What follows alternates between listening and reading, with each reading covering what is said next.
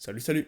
Dans le rap français, sortir un classique, c'est de plus en plus rare. Les exigences du public sont telles qu'à l'heure actuelle, très peu d'albums mettent tout le monde d'accord. Mais je pense que c'est de plus en plus difficile, à mesure que le temps avance, des années 90, des années 2000 jusqu'aux années 2010 et 2020, d'avoir cette notion en fait, finalement de consensus et d'unanimité qu'il faut parfois aussi relativiser. Parce que si sortir un classique c'est dur, revenir après avoir sorti un classique, c'est encore plus dur. Le public, comme je l'ai dit, a énormément d'attentes, et le rappeur, il doit prouver que cet album, c'était pas une exception, une anomalie dans sa discographie. Vous l'aurez compris en lisant le titre de la vidéo, mais aujourd'hui, j'ai envie de vous parler d'SCH. Si A7 est souvent cité parmi les meilleurs mixtapes de l'histoire du rap français, Julius Tome 1 est considéré par beaucoup comme l'un, si ce n'est le dernier classique sorti dans le rap français. Et c'est pour ça qu'aujourd'hui, j'ai envie de vous parler de l'évolution des tomes Julius pour savoir si SCH a réussi à pérenniser la saga JVL-IVS. Bref, salut à tous, c'est Jude, et aujourd'hui, je vous détaille l'évolution des tomes Julius d'SCH.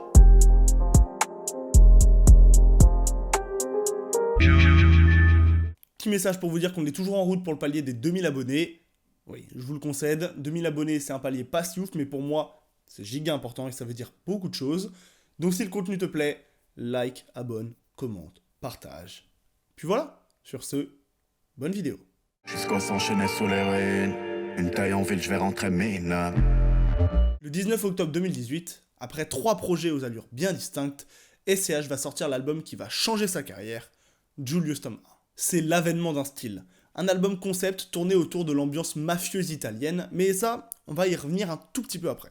En janvier 2018, SCH décide de créer son propre label, Maison Baron Rouge, pour faire une musique qui lui ressemble à 10 000%. Et si vous prenez en compte les dates que je viens de vous citer juste avant, vous l'aurez bien compris, mais Julius Tome 1 est le premier album à paraître sous le nom de son propre label.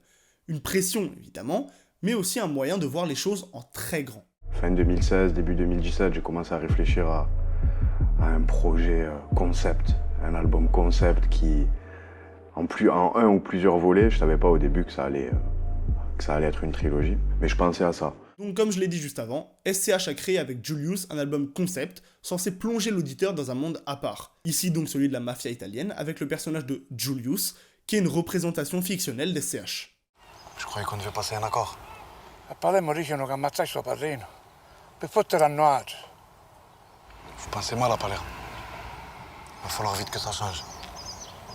Et cette ambiance mafieuse qui est littéralement le concept de Julius, c'est pas nouveau pour SCH parce que c'est déjà un aspect qu'il exploitait dans ses anciens projets, que ce soit le fait de clipper Gomorrah dans la Scampia à Naples, que ce soit, les lyrics et l'ADN de la mixtape A7, que ce soit le clip d'Anarchie, bref, c'est déjà un univers dont SCH était totalement imprégné. Papa recherche en lui un gosse mort.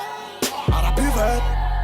Le téflon va comme un gant, je le porte comme le recueil de Michael dans Peter. Bref, si les 3 premiers projets d'SCH exploraient des sonorités parfois différentes, sur A7 on avait déjà cette idée de grand banditisme, et c'est aussi cette mixtape qui a grandement participé au succès d'SCH. On comprend donc que dans Julius, l'intention est de se rapprocher du personnage qu'il pouvait y avoir dans A7, tout en créant une musique et des visuels beaucoup plus élaborés. Fils de pute, on tire, on va parader. J'avais pas un radé. Sur un banc, j'ai grandi, là je vais rue parader. Tremper les mains dans le sang. On fait les skips, on a des Rolex. Ça sent l'ammoniaque et l'encens.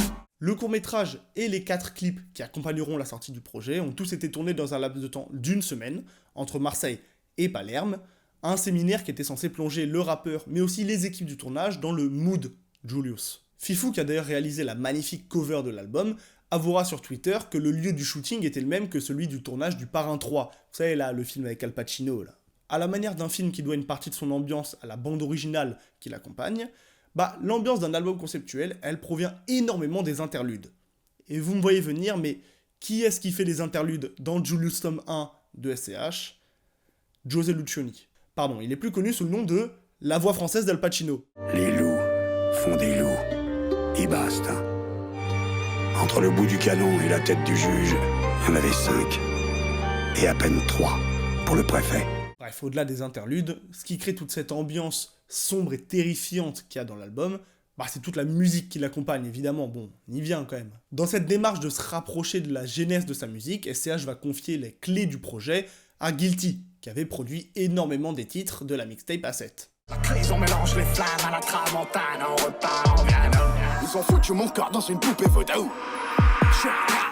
Je suis loin des boulimiques, loin des trop gourmands, loin des fils de putain qui voient tout en pourcent. Après, je parle de musicalité parce que pour réussir un album conceptuel, il faut évidemment un fil rouge, une ligne directrice. Mais pour que cet album marche, il faut que le rappeur, il sache rapper.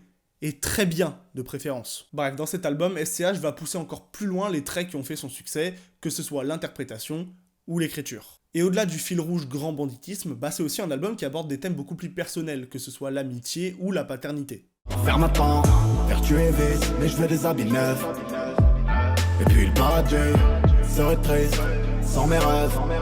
J'ai perdu des potes, j'ai même plus les photos. Mon daron s'appelait Otto, il aimait pas les poudres. Je vais apprendre ça à personne, mais la mafia, c'est aussi une histoire de famille. Et pour SCH, ça veut dire beaucoup.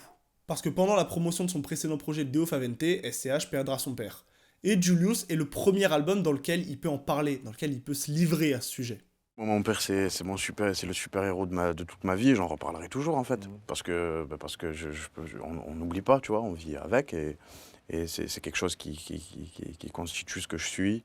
Et ce qui a plu dans cet album, au-delà des performances musicales, c'est aussi l'avant-gardisme. Parce que le concept d'album conceptuel, il était très utilisé dans les années 90. C'est d'ailleurs le nom du premier album d'IAM, mais tout le monde s'en fout. Ce qui a fait le succès de Julius, c'est que ça faisait très longtemps qu'un artiste n'avait pas sorti un album dans ce type-là, mais surtout de ce niveau-là. Et là, on revient à ce que j'ai dit en intro, mais quand on sort un album de ce niveau-là, ce que le public attend ensuite, c'est le 2. C'est qu'on nous félicite, c'est qu'on nous plébiscite. Tu vas flouter les têtes, ça pue l'illicite. Après la sortie du tome 1 de Julius, SCH s'est ouvert à de nouveaux horizons. Que ce soit avec l'album / mixtape Rooftop dans lequel il a essayé des nouvelles sonorités, des nouveaux morceaux, ou même, surtout, avec la sortie du titre Bande Organisée et de l'album Très Organisé, avec ses ouvertures stylistiques, le statut d'SCH a complètement explosé et il a évidemment conquis un nouveau public. Et c'est avec ce nouveau statut dans le rap français qu'SCH va annoncer la sortie du tome 2 de Julius, accompagné comme toujours d'un court-métrage et du clip de l'intro, Marché Noir. Está todo en orden, pero en Marsella no hay... Casse pas la tête, Marseille, je t'ai dit déjà. C'est mon affaire ça. Ce soir un petit mélatrique, au grand Léonidas. Bébé Paris c'est magique, bébé Marseille c'est mafieux. Comme vous pouvez l'imaginer, cette annonce a engendré une hype de fou malade autour d'un album qui devrait montrer la vie de Julius dans ses activités à Marseille. Nouveau décor qui se ressent forcément dans la musique de l'album. Même si encore une fois SCH a confié la production de l'album à Guilty, on entend beaucoup moins le beatmaker sur l'album. L'ambiance musicale de ce projet ne colle plus trop à celle qui avait été totalement créée dans le tome 1. J'ai mis trop de choses avant toi, t'as plus rien à me dire. Et si t'as déjà fait tes choix, j'ai plus rien à te dire. Tracker sous la caisse, je connais le manège. Billet bleu, billet rouge, j'ai un phare dans la tête. Et ça se ressent aussi au niveau des feats. Là où le seul feat de Julius tome 1, prêt à partir avec Nino, s'inscrivait totalement dans l'ambiance et la trame narrative du projet, dans cet album, c'est pas du tout la même chose. Par exemple, aussi bon soit-il, mais le feat avec Freeze Corleone, Manshaft, n'a rien à faire sur un tome de Julius, et pour moi aurait beaucoup mieux correspondu à l'ADN d'un projet comme Rooftop, par exemple. Pour ce qui est du feat avec Jul, ok, la démarche de faire un album conceptuel basé à Marseille et d'inviter Jul, pour moi c'est une super bonne idée, mais alors pourquoi inviter Zekpi sur le projet ? Zekpi, pour ceux qui ne sauraient pas, qui est un immense beatmaker, enfin je dis beatmaker, mais c'est surtout un hitmaker, donc quelqu'un qui est fait pour qu'un morceau marche, qui sait très bien le faire, d'ailleurs le morceau Mode Kimbo est très bien produit, mais ils ne correspondent pas à l'ADN Julius, encore une fois. Marseille, il m'a gâté, tu nous connais. Au final, on a moins l'impression d'entendre une histoire comparée au projet précédent, parce que Julius tome 2 n'a pas de couleur précise. La plupart des morceaux ne participent pas au storytelling que vantait SCH pendant la promotion du projet, et seuls les interludes, qui sont, comme dans le tome 1, écrites par Furax Barbarossa, nous plongent vraiment dans l'ambiance d'un album conceptuel. Vous vous inquiéteriez du sort d'une personne qui ne veut qu'une chose, c'est vous voir les tripes à l'air. Je pense pas. Et ça, c'est aussi dû au fait qu'SCH a modifié la musique de son album pour plaire à son nouveau public, qu'il a acquis avec Bande Organisée. Oui, faut pas laisser les gâter sur le côté quand même. Dans Julius tome 2, SCH a voulu faire plaisir à tout le monde. Que ce soit aux fans de la première heure de Julius, avec la suite d'un album iconique, mais il a aussi voulu faire plaisir aux fans plus récents, que ce soit dans le cœur du projet, mais aussi avec des morceaux plus légers, plus top-linés, qui ont été vraiment faits pour plaire à un plus grand public. Et la volonté de démystifier le personnage de Julius s'inscrit totalement dans cette démarche. Là où dans le tome 1, Le personnage principal était un héros vraiment charismatique, froid, impénétrable, avec comme je l'ai dit, des références mythologiques. Dans le tome 2, il y avait vraiment une volonté d'humaniser ce personnage pour qu'on puisse un peu s'y reconnaître. Mais par amour, je crois que je vais devenir parano. J'ai pardonné, mais j'ai trop donné par amour. Mon père avait raison, les moments ton regard. Oh, ma mère avait raison, fallait que je rentre à la maison. On parle d'amour dans Parano, de succès dans Raison, on cherche à créer des vibes un peu plus génériques et un peu plus dansantes dans les morceaux. Bref, en voulant faire plaisir à tout le monde, SCH, il a déçu les fans de Julius tome 1.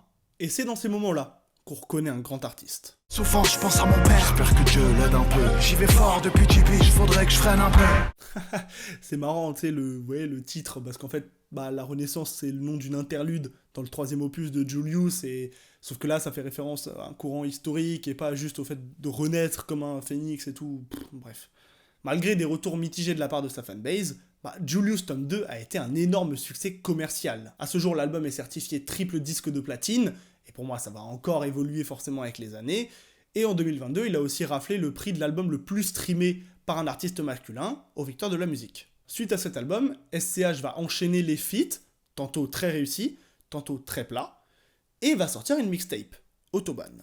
Je vais juste m'attarder 2 petites secondes sur cette mixtape, parce que pour moi, elle montre totalement la mentalité dans laquelle était SCH avant de sortir le 3e opus de Julius. À sa sortie, Autobahn est annoncé comme une mixtape autour du monde de l'automobile. La meilleure défense c'est l'attaque, ou la contre-attaque.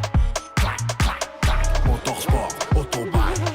Et quand t'es fan d'SCH et que t'entends mixtape et automobile, tu penses forcément à A7. Alors si Autobahn est considéré, et peut-être à juste titre par la plupart de ses fans, comme le moins bon projet d'SCH, pour moi, il montre quand même l'envie d'SCH de refaire plaisir à son public d'avant. Et pour faire plaisir à son public plus ancien, au-delà d'une pseudo-mixtape sur le monde de l'automobile, pour SCH, le truc le plus important à faire, c'est de ressortir un tome de Julius. Et c'est donc en suivant cette logique qu'a annoncé la sortie d'un nouveau tome de Julius, Préquel Julio, pour le 31 mai 2024, comme toujours accompagné par un court-métrage, qui nous annonce quelque chose de très important. Cet album n'est pas la suite de l'histoire Julius, mais bien un préquel, comme son nom l'indique.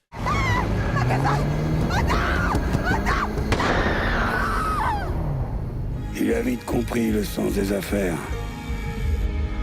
la valeur du terrain, et comment leur prendre.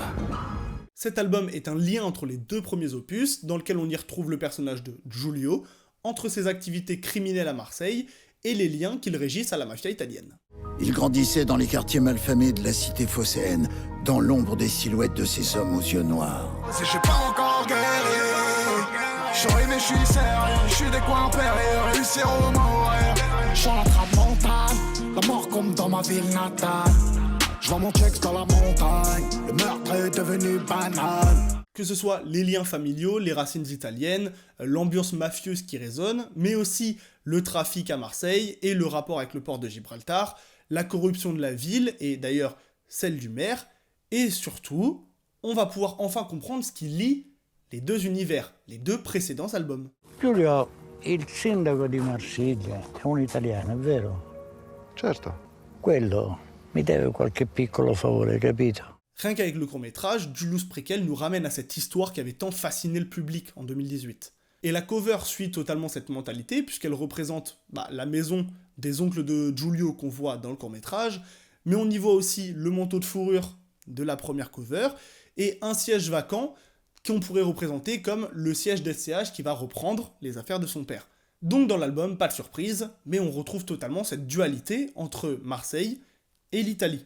D'ailleurs pour moi, on peut, je pense, séparer l'album en 2 parties. La première partie, qui s'arrêterait selon moi à l'interlude de la Renaissance, comme quoi je l'ai pas mentionné pour rien, et qui nous fait beaucoup plus penser à l'ambiance mafieuse italienne du tome 1, avec par exemple les thèmes abordés, la musicalité ou même l'interprétation d'SCH. J'ai la tête qui se colle à la tête, Sex Pistols, voilà les crooks, genre de là, j'ai remis du gloss et du rimel, ma fac.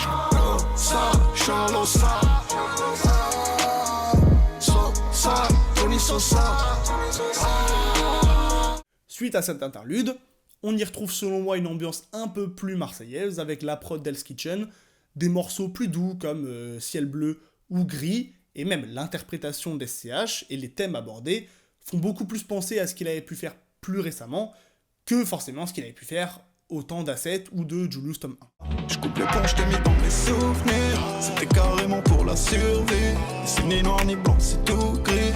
Et si le bien finit par triompher du mal, j'ai de l'espoir et de la haine en trop. J'ai de la peine en trop. Avec le décès du regretté José Lucioni, qui apportait vraiment quelque chose d'énorme à l'ambiance des albums Julius, il a fallu trouver quelqu'un d'autre pour interpréter les voix.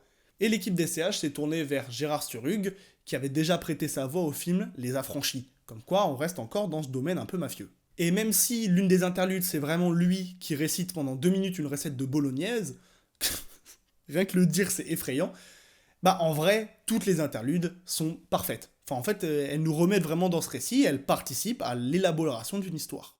Ensuite, la viande hachée, les tomates pelées, le concentré de tomate, le basilic, le sel et le poivre. Mais pour certains, l'invitation à leur table prenait une tournure bien différente. On sent en vrai que les critiques qui ont pu émaner suite à la sortie de Julius tome 2 ont affecté SCH dans la création de cet album, et pour moi, c'est une très bonne chose. Après, je pense que la démarche de faire ce tome 0, elle avait été réfléchie bien en amont, parce que comme l'a dit SCH, cet album, il sert à lier les 2 opus précédents, mais aussi à comprendre le tome 3.